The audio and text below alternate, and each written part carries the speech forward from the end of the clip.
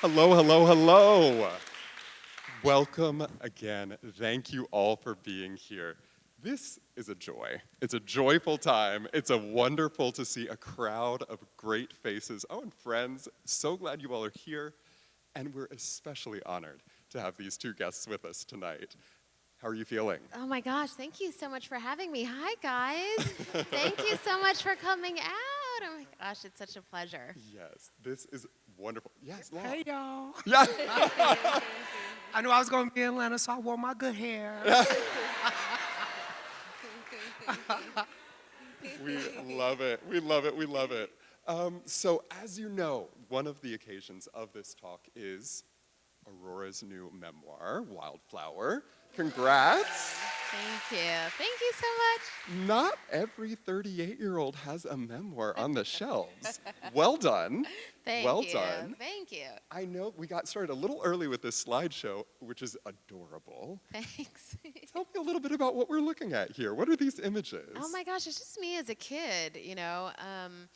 It's interesting because when I first started writing the book, I really kind of set out to just focus on Brother Vellies and 15% Pledge, and I realized that you really couldn't tell my present day story without kind of going back to the beginning and explaining how I became the way that I am. And so much of that narrative actually comes from my mom, who's in this picture, who was adopted at birth. She never really knew her background, and we spent a ton of time visiting museums, to be honest with you, because that's how she tried to figure out different cultures and her own cultural identity. And so fashion was really kind of explained to me through this anthropological context, like visiting different groups of indigenous people and seeing how those women would, you know, work with leather and bead and the patterns and what that meant, and different colors that were originating in different parts of the world, and just women's stories, and the fact that those tend to be archived in unexpected places. She always would remind me of this Nigerian proverb that I write about in the book: until the lion has a historian, the hunter will always be the hero. And she said you need to look for women's histories oftentimes in unexpected places, which usually means fashion. Incredible, incredible. You know, I love, too, the way that you describe your relationship with your mother. I think for those of you who've read the book, you know what I'm talking about, and for those of you who haven't, you need to. People can have complicated relationships with their parents, and I really appreciate the way that you tell truth, and you also give some grace in that truth-telling. Yeah. Your relationship with your mom did introduce you to art, but it also introduced you to, like, complexity.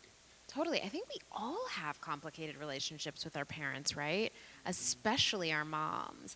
And I think for me, what's been so fascinating, like as I became an adult, is to really kind of reimagine or try to question or understand at what point we're expected to abandon our own personal identity in favor of becoming a mom, right?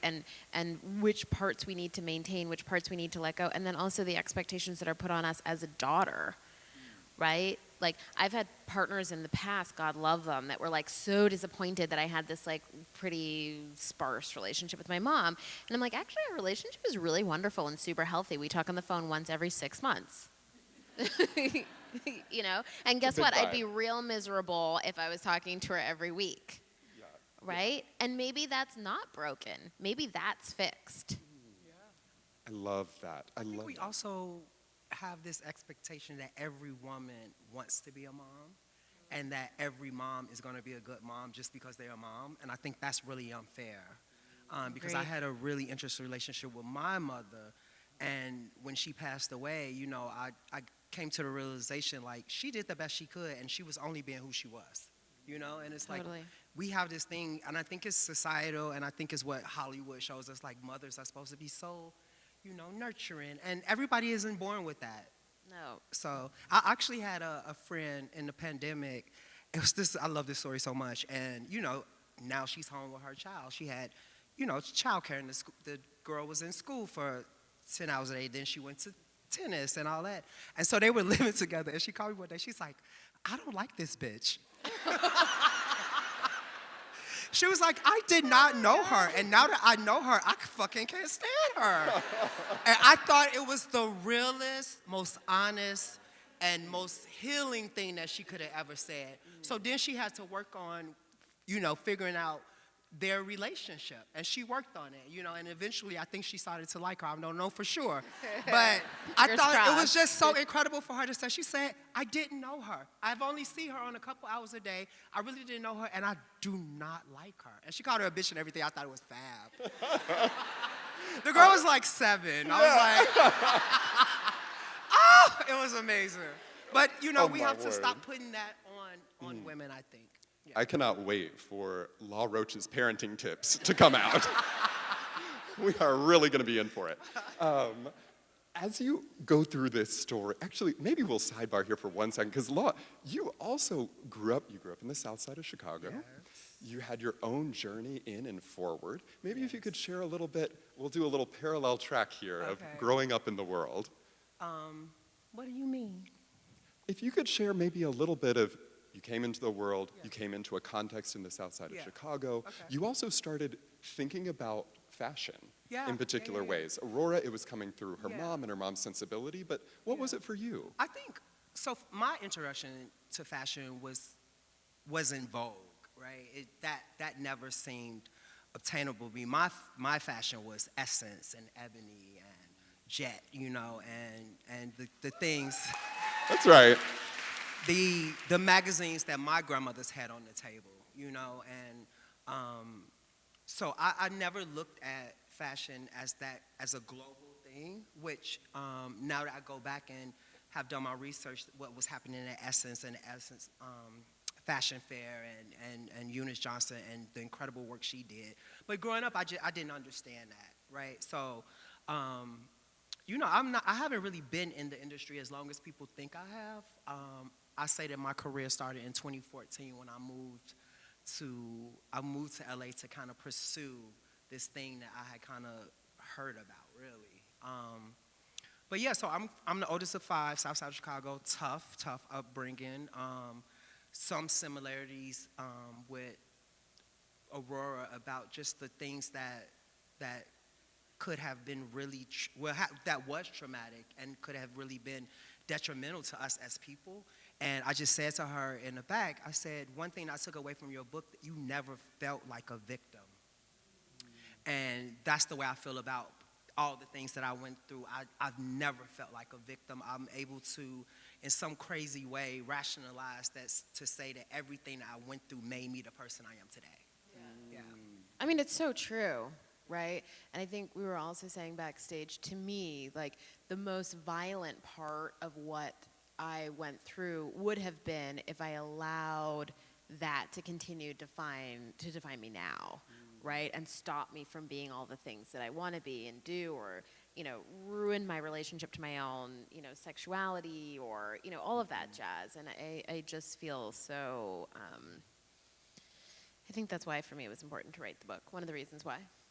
Yeah, it's an amazingly, searingly honest book in several places. You are not afraid to share really deeply personal and really difficult things. Well, I was just journaling in the beginning, to be honest, Real? because Yes. I was like, well, I have to just get it all down first, and then I'll just start taking things out. I was like, that whole part about me punching my mom is never gonna stay. Like the jail part, that's going. And then I was like, you know what? I actually kind of love myself, and to your point, these are the things that like make us who we are, And so instead of being ashamed by it, because I think there are things that have happened to so many of us, right? It's like, why don't we just lean into the fact that, what I also say is like stumbling is evidence of momentum, right? Like you're gonna fall on your face if you're running really fast because you're trying to get somewhere. Absolutely. It's really, really compelling, I think, the way that you are able to craft a clear, linear narrative of progression, despite the fact that you have stumbles and wild things coming at you left halfway of the book. Like, each chapter, you've got something else. Again, y'all, this book, if it's not someone in the family behaving in a truly wild way, or someone outside the family coming in a terrible way, or someone financially later on. Worst investor ever, right? You know, some of these things are truths that I think a lot of folks who achieve some measure of success would prefer to bury, would prefer to Yes. not share, or Right. would be NDA'd out of sharing. Well, I spent a lot of money to not sign that NDA. See, there we go. And I think to me, that was so important because it happened to me.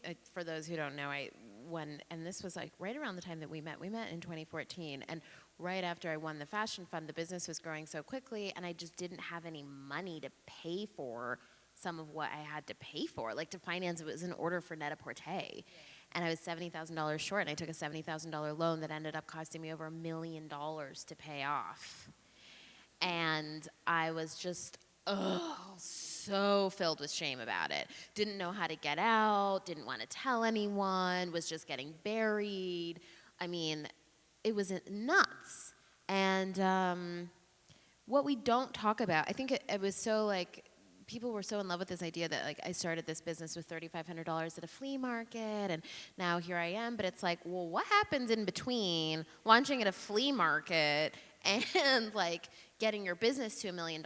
Lots of dark days, right? You're getting evicted. You're doing all of these things. Like you're late on paying all kinds of things, right?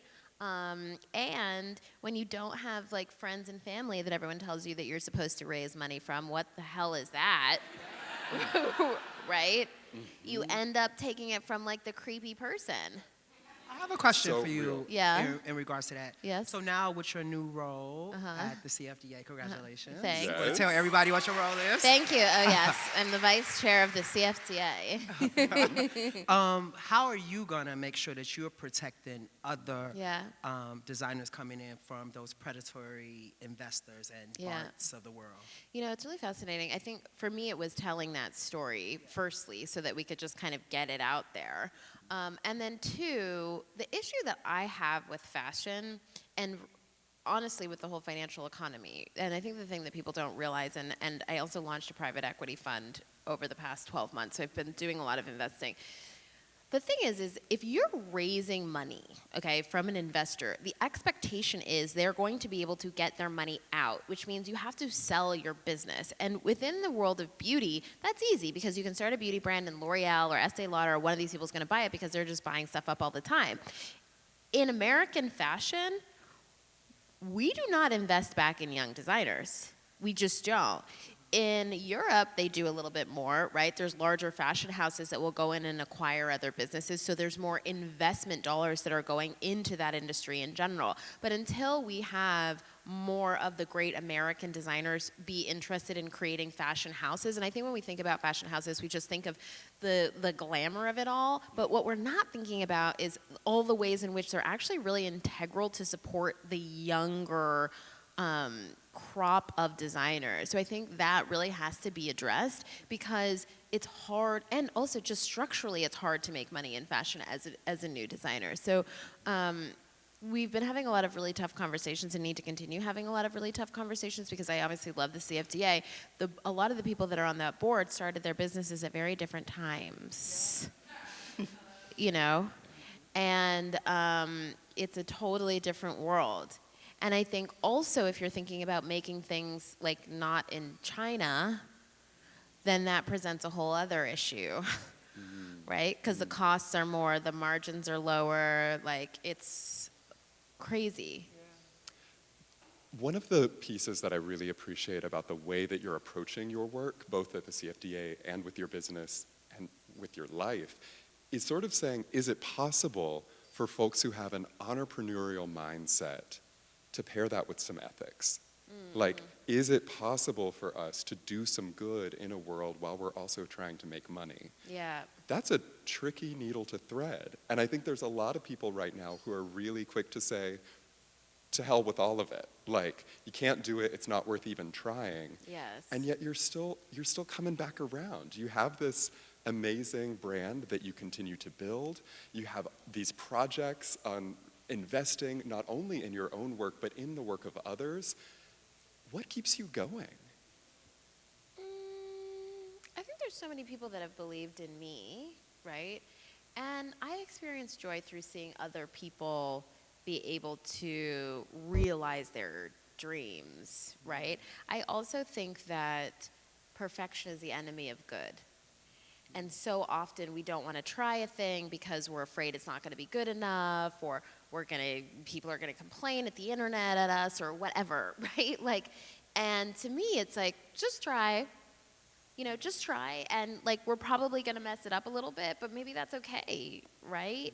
And I do believe that there is a world where capitalism and altruism can intersect with each other, and that a lot of money can be made. I think I've always been very honest about being a capitalist.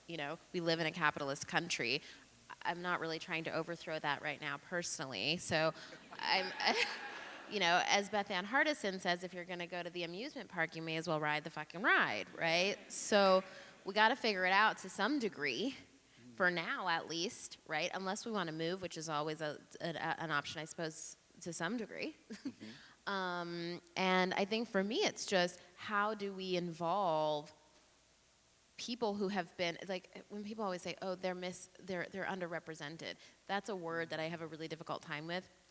Black people have not just been, underrepresented. They've been historically excluded, right? And that part, we have to actively work to correct. Heard. Law, I'm interested in your negotiation of some of these similar concerns, because I think, as many here know, you are arguably the world's most busy retired person in fashion.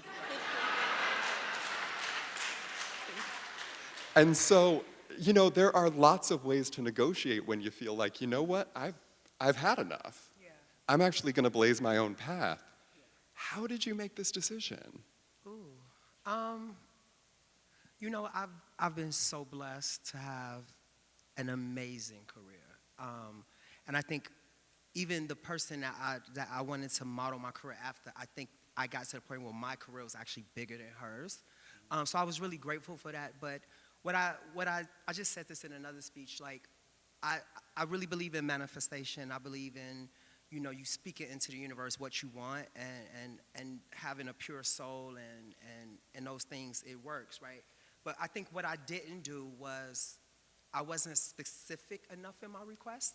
I think that I had these goals, right? I'm like, I'm gonna be this, I'm gonna be on the cover of this magazine, and all of it came true. But what I didn't ask for is, with all this is going on, please have some happiness and some joy and some grace. And I didn't have anything. I woke up and all I had was the work. I had nothing else but the work. And then I started to look at all these memories. I remember when I started working with Celine Dion, and my life changed, my finances changed, everything changed for me for the better. And I look at those years, and there's not one single time that I actually could say I was excited. It was just all about the work. And I said, you know what? I'm okay. I'll be okay. I did well financially. I'm like, it's okay. I could just be, I'm like, fuck it. I want to be done. Yeah. And so it did take a lot of courage. And everybody's like, you're crazy. You're at the height of your career. And you make all this money. My business manager's like, you make all this money every year. And I was just like, you know what? One thing I do know is that I'm a good stylist. And if I choose to come back, I can, and I will. I mean, Cher retired a bunch of times, Tom Brady. That's my example for it, right? If I ever come back, I'll be like, well, fuck it, Tom Brady did it like 4 times. But, and again, I'm not going to say, like, when I retire, I woke up the next day, I'm like, oh, I'm happy. No, I'm learning, and it's a process. And I'm a little bit into the process, but the process feels good. Yeah. That's so good to hear. I mean, also, I hope you can hear how appreciative the audience is. I am. This but call these and my response, people. we are here for this. We are here for this. So I would just say to you guys again, when you are considering, and I can barely see you, but the younger people out there who are considering, and are manifesting and trying to be what they think that they were, and know what they were put on earth to be, be very specific in your request to the universe or to whatever power you pray to. Be specific. Even when you're looking for a man, right? So you got to be specific in your request for that man, right? Let's talk about that. I've Let's edited talk mine a about bunch that. of times. You gotta edit. It's like, yeah, you want to say, oh, I want him to be tall and dark and handsome and, have such and such. You know what I mean? And a good job at it. But also make sure that he loves his mother and his sisters and the women in his life and his friends. You have to, the request has to be very, very specific. And that's what I learned, and that's what I would like to share with you guys. Pastor Law coming through to give us a word. So we have, I could not have you on stage and not look at a couple of these unbelievable looks. You mentioned Celine. Yeah. I'll just float through these, and if you'd like to offer a word for any of them, we would love to hear it. Okay. So we've got this first moment. Yeah. What do you remember from this? I remember this was the Billboard Awards, I think 2017, and it was like the 20th anniversary or nearing the 20th anniversary of the Titanic. Ooh, child, the Titanic. My God. And the song, And so I remember finding this dress, getting her dress, and taking her to the stage to set her dress, and this incredible chandelier came down, and then the flute started, the way the song opens, and my heart goes on the way the song opens. And I remember looking around, and it was grown-ass men crying. Like, literally, like rappers, like tears, like, Yes. And I'm crying, I'm just like, it was the first time and the only time, actually, that I've cried from seeing my work, and it was just, it was the song, it was her, it was the dress, it was the music, it was the guys, they were smoking blunts and crying. And, and it was, I just was crying because I was so grateful that being where I'm from and the life that I lived, that I was here at this moment with this icon. So that is always really special to me. It's amazing. It's amazing. And you have dressed so many incredible so many people. Yeah. Next This up, was one of my favorite. Yeah. There's Kerry Washington and Zuhair Marai, and I wanted to do a modern interpretation of all the queens from Africa. So that's what we got. And this is one of the first times I ever dressed her, honestly. we can't forget. Ariana Grande. We can't forget. So I was with Ariana for a while. I think I did 16 Ariana Grande music videos, 2 tours. It's just a bunch of stuff with her, and this is... Did y'all know that Law works? I worked. But Ari, I was... she was, at that time, she was the #1 pop star in the world, and I think I learned so much from her. I'll always be grateful to her. And she gave me an opportunity when I was really green, too. I was fresh. I was really fresh, and, yeah, she gave me an amazing opportunity.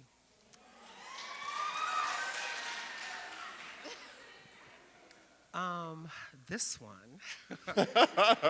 Does this person even get a name? This is, this is my sister. Like, she is the only person that I've ever worked with when I'm empty that she will pour into me.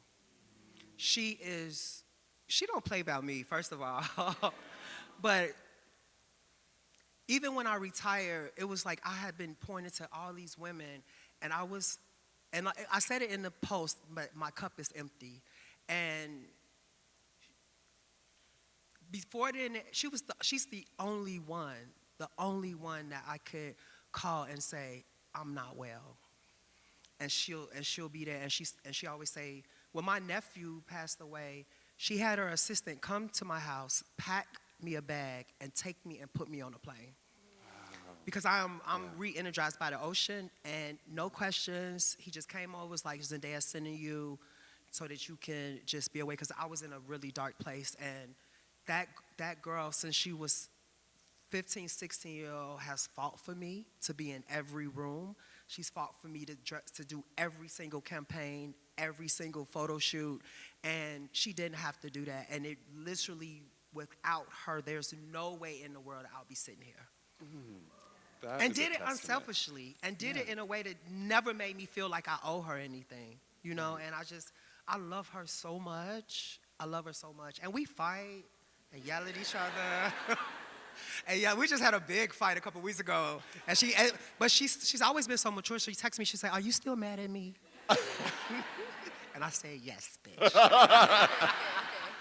But yeah, I'm so grateful to have her in my life. So grateful. Yeah. Incredible, incredible. And I mean,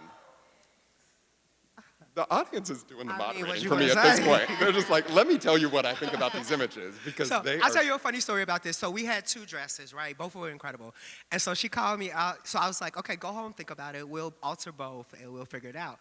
And she texts me, she say, "I want to do the titties." we Now, love honesty. She is one that I'm hurting that I'm not working with anymore. But yeah, she was like, "The titties." I'm like, okay, well, the titties it is. Incredible. I love Hunter, yeah. Incredible. Yeah. You know, one of the things that is incredible too about both of you all is you do fashion in such specific ways. You have such clear perspectives on what you do. And, museum person, you do art too. You engage with artists. You think about art. Art is part of your life and part of your way of being.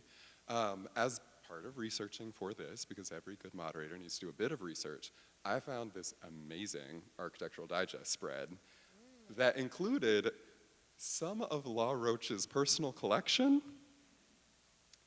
Listen, can we talk about this COVID project, Law? This house and this art. And I did it myself. Yeah. Thank you. I had a lot of time in the pandemic, so yeah. Yeah. So this is just a print of a Kehinde Wiley, which I love, which I actually am really blessed to call a friend now. And I do have an actual original in my collection now, which I'm really proud of. Amazing, So, yeah. amazing. We Yeah. love Kehinde. Yeah. And I think this is just a fab portrait. How did I miss these photos? Well, first of all, I'm wearing Christopher John Rogers. Yes, represent. And this artist, well, the photo behind me is from my shoot when I became the first Black person to be on the cover of the Hollywood Reporter as the most powerful stylist in Hollywood. So that's an outtake of that. Yes, yes. And this other piece is Nelson Makambo from South Africa. And I actually saw that Oprah had bought a piece from him, and she said that it reminded her that the girl in the photo, the girl in the piece reminded her of when she was a little girl. She saw similarities. And so this one actually reminded me of me when I was a little boy. So so I bought that, yeah. Incredible. And then you see the Simone I was Leigh. going to say, don't forget this Oh, amazing. it's coming, baby. She's from Chicago, so she's incredible. And I did a shoot for Garage Magazine with Zendaya and all her with her sculpture. So yeah, I got a chance to know her and hang out with her. Yeah. Incredible. And you know Simone Leigh as well. You've spoken to her, right? Yeah, she's amazing. Wow. Yeah. Well, don't worry. We're going to come back through because I skipped ahead there for a minute because we've got, kindly share who took this incredible portrait of you. Tyler Mitchell for the May issue of Vogue. Yeah. May issue of Vogue. Yeah, it's Unbelievable. wonderful. We love Tyler Mitchell here too. I will say, obviously, I'm highlighting the artists who, should you choose to come back someday that the High Museum is open to the public, you can see examples of these works in our collection. We would love to have you come through and see them. There's incredible Tyler piece and Kehinde piece upstairs, so you guys do come back. Absolutely, absolutely. But I'd love to talk about this. Yes. This was a really specific moment in time. Yes. This is 2020, Yes. pandemic life. Yes. Tell us about this. So I got a call from Jordan Castile, who is a friend of mine, and she had been texting me, and I was really busy with the pledge. And at that time, my days were booked literally in 15-minute increments, talking to like every CEO across the country and just trying to get commitments across the line. And she wanted to talk, and I was like, what could be so urgent? And I talked to her and she was like, I want to paint your portrait for the September cover of Vogue. And I was like, Jordan, really? And she was like, yeah. And in my mind, I'm like, there's obviously some confusion happening here. But I was like, sure, when do you want to do it? It was Wednesday. And she was like, I don't know, like, when are you free? And I was like, maybe Sunday, end of day. And she was like, okay, cool. I just need to come over and, like, take a picture. And I was like, great, got it. Yeah, let's do Sunday. And God love her. I mean, so patient with me. And so that's my roof in Brooklyn because I didn't have time to go anywhere. I was even working on Sundays. She was like, let's just do it and be casual at your house. And I texted Kirby, and so that was a Pierre Moss gown that I couldn't figure out how to put on. I FaceTimed Eric McNeil from the bathroom, and I was like, how do I put this on? I couldn't figure it out, so I'm just sort of holding it. And then we carried this stool up from my apartment to the roof, and then I was like, we should get some flowers. And it was hard for me to carry things while I was wearing the shoes, so the shoes are sitting on the floor. And it was lost on me. I just kept being like, well, there must be a mistake. Do you own it? I don't. It's owned by this incredible woman who, oh my God, I can't believe that her name is escaping me right now. It was expensive. It was extremely expensive, and I think it right now might be at SF MoMA. Incredible. Yeah. I love Yeah, this. thank Yes. you. Thank you. Absolutely. Thanks. I think part of what I love about this image too is, like you're saying, it tells a lot of stories at the same time. You've got the backdrop of the pandemic and figuring out, like, where can we even meet? Okay, it has to be outside. Okay, we have to figure this out. It needs to be sort of quick.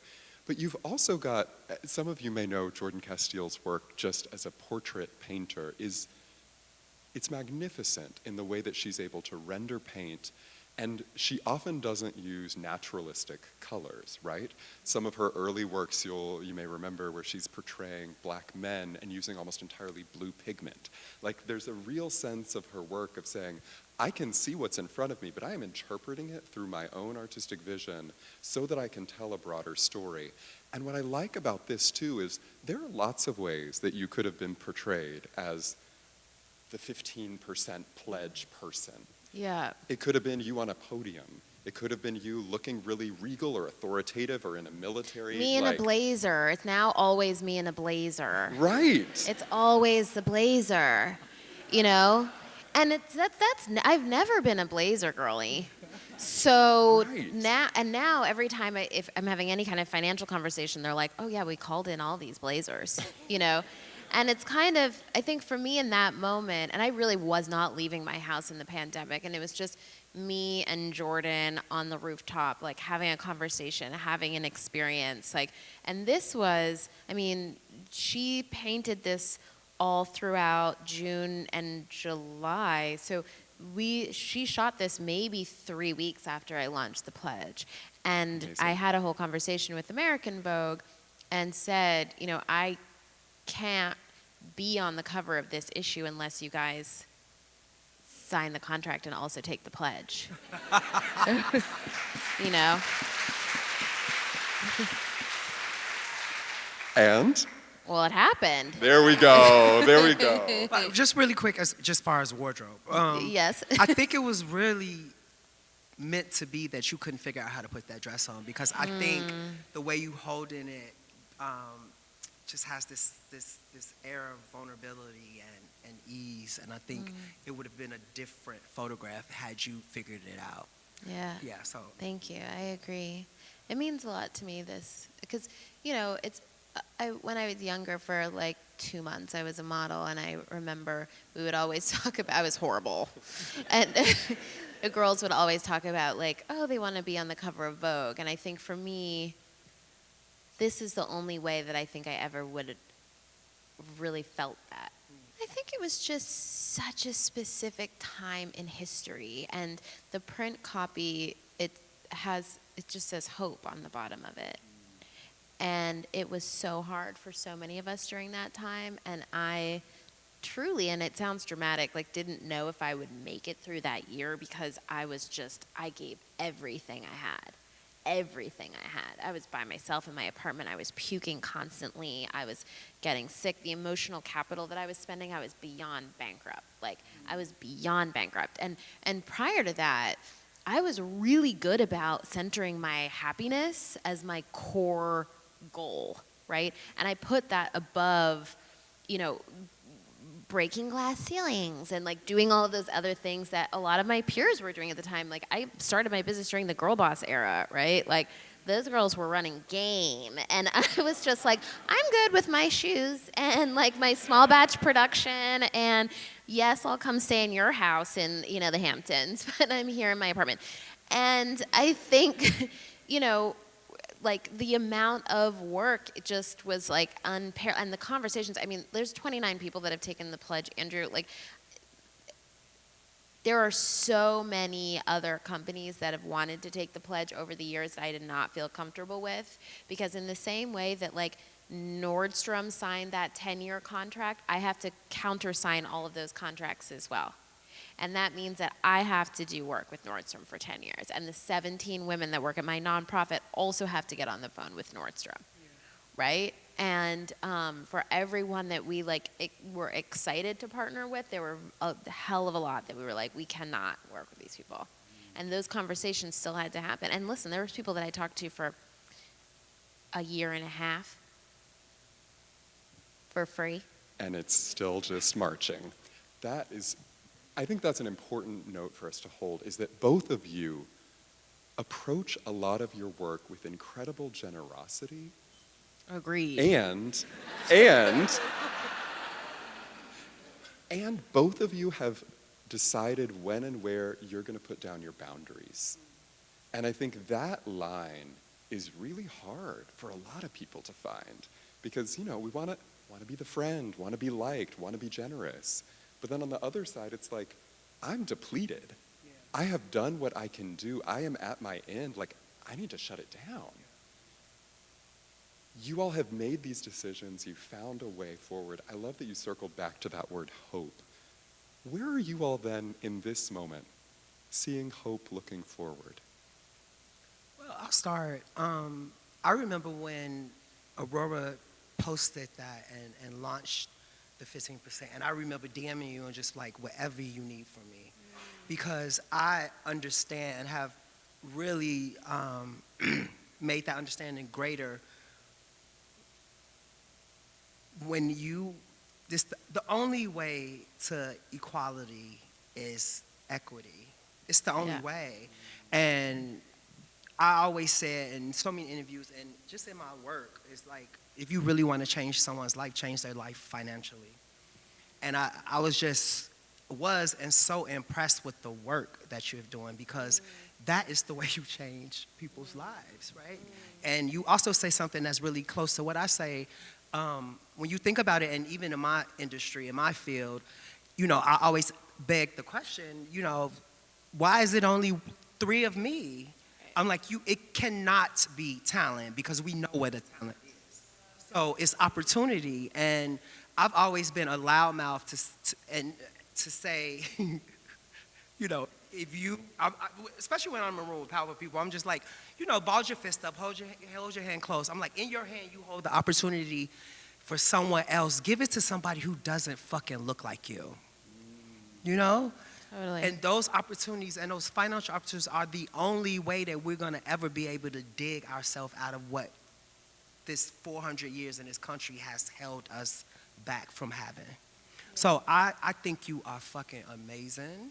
And, you know, and it was also, to be really honest and transparent, you know, she's beautiful, right? So I'm always like, she's pretty. You know what I mean? Before, she can do whatever she wants, she's pretty. But after reading her book and really seeing the struggles and the things that she went through in her life and, you know, her business, and then now with the pledge, like, I just have grown so much respect for you and admiration.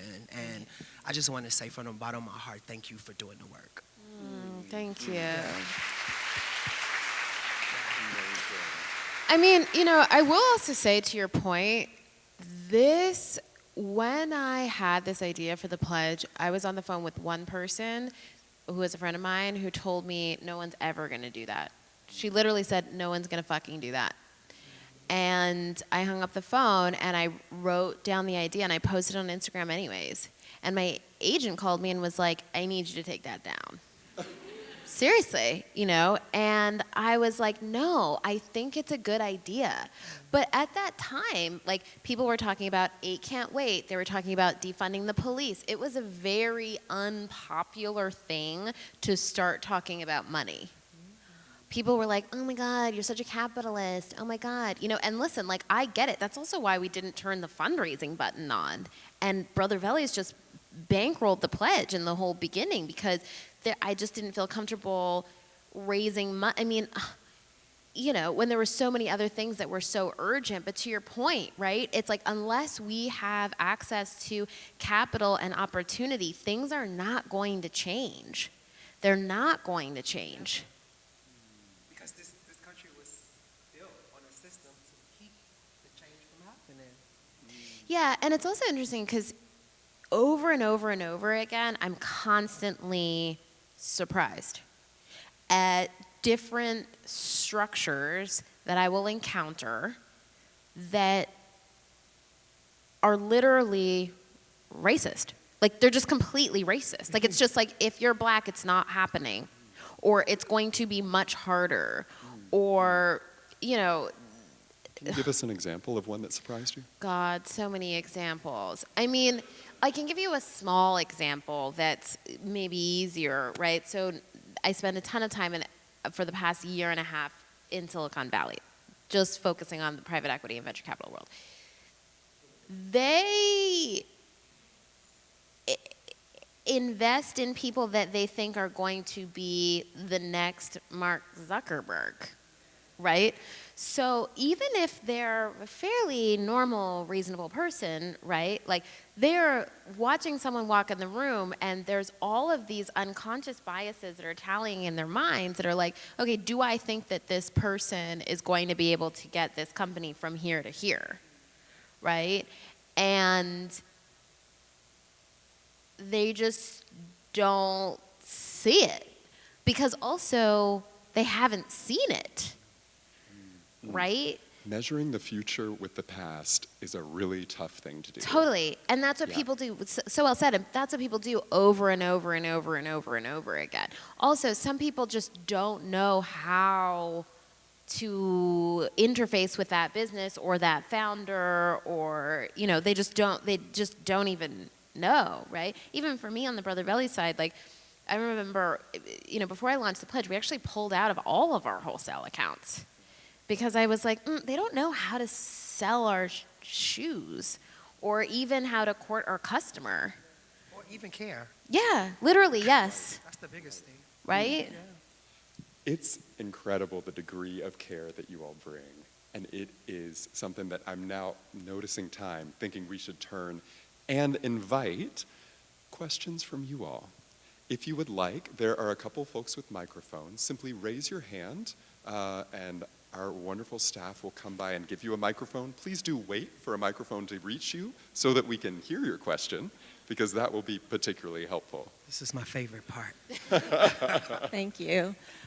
This is kind of a question and a comment for Law. So I've watched your career for a really long time, and it has been beautiful to see that you haven't changed who you are to get where you were. But there's also the whole thing you were just saying, you can't be what you can't see. And so what I love is that you're also showing younger people in this, trying to get into the fashion industry, which is the most painless, bitch-filled industry ever, that you don't have to accept what you don't want to accept. You can walk away, and just showing younger people that you have permission to not accept what you don't like in your life. And you can step away and you can do something else and you can come back, but there is freedom. And I just want to say thank you for doing that, because you've done such incredible work. The runways are bare and barren without you, but I'm so happy that you're caring for yourself. Thank you. I appreciate that. And I think, so just to speak to that, I tried to change. I'll be honest. When I first moved to LA, I thought I had to talk a certain way. I thought I had to and I was miserable. I'm like, listen, I am ghetto. Like, I am ghetto. I talk a certain type of way. I fuck up the language, and when I started to be authentically myself, I realized that people liked me more. Like, I would be talking to Celine Dion if you said all type of crazy shit to her. And she used to think it was the funniest thing and the realest thing. And to the point where people around her wasn't as amused by it. And one day she came to me and she said, if anybody ever makes you feel a certain type of way, this hair is wearing me out. She said, if anybody ever makes you feel a certain type of way about being who you are, please tell me. And she protected me. But yeah, I just figured out really early, like, this is who I am. I'm from the South Side. Like, what's good? We can fight. Like, I am still that boy, and I never changed. And I think I take so much pride in that because I didn't have anybody who looked like me.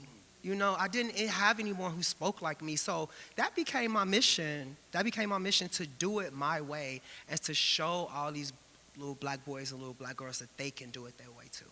So I've always been at the top of my goals. Yeah. Thank you for that. Okay. Hi.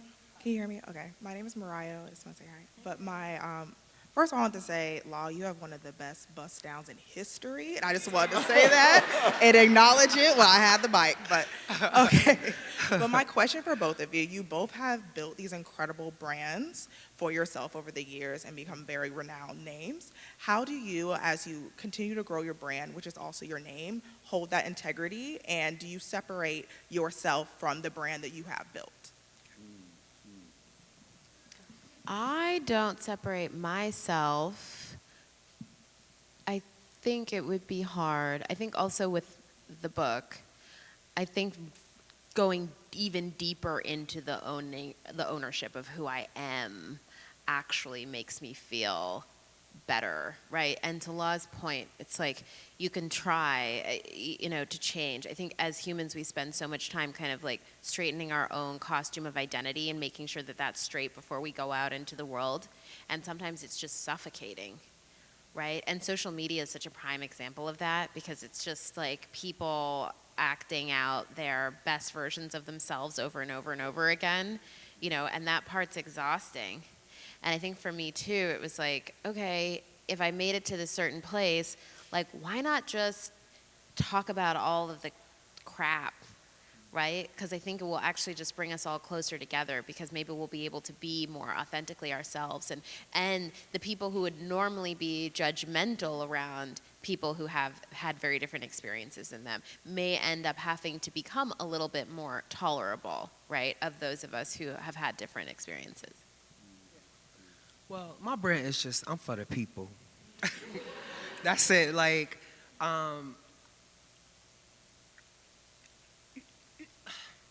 so even at the height that I got to, I've still had this feeling inside that I just still never belonged. And I've really had a interesting, entrance into the industry because I did it all myself, right? Totally self-made, just hustle. Again, that's from my upbringing. But the bigger I got, like, I was just, the bigger you get and the more known you get, you have all these people like, oh, that's my friend, and come here and do this and do that. And I kind of just always shied away from that because I always, in my heart and in my soul, I just always knew that I was for the people. And I wanted to use the leverage and this career, and I have something that's coming really soon that's just for me to be as close to the people as possible. I used to, I'll never forget this story. I was in New York and I was walking down the street and people are always so surprised I'm just walking down the street. I'm like, I'm a real person. And this little boy told me, he stopped me, he was like, I just want to tell you how much you mean to me. And, and then he said, I know I can because you did. And I hugged him and walked away and I started crying. And I was like, that's what I want my legacy to be.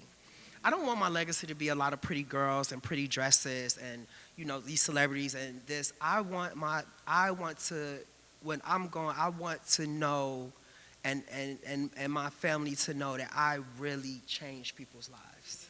So that's what my brand is. I'm from the people, baby. Incredible. Incredible.